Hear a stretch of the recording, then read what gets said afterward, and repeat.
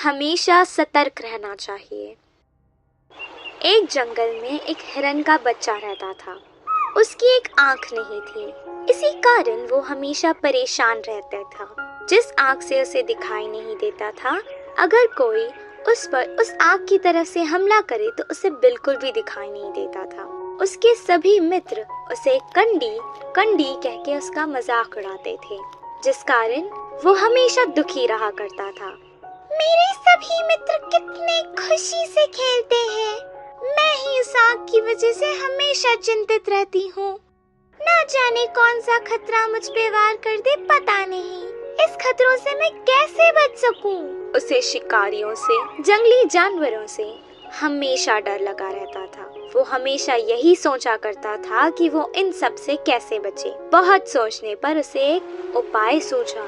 तालाब से तो मुझे कोई खतरा नहीं, तो मैं एक काम करती हूँ।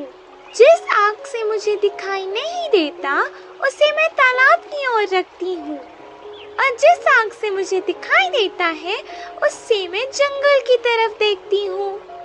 अब मैं सुरक्षित हूँ।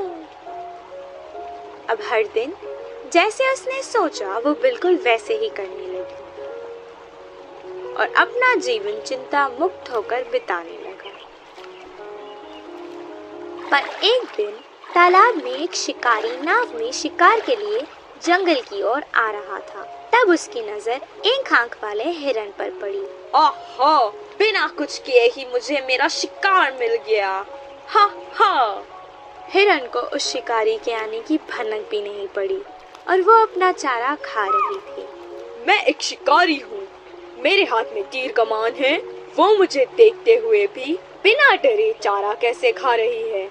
अच्छा, शायद इसके दिन पूरे हो गए होंगे। उस शिकारी ने तीर चला दिया। तीर जाके हिरन के पैर पर लगा। हमारी बेचारी जख्मी हिरन तड़पते तड़पते अपनी जान बचाकर वहां से भाग निकली।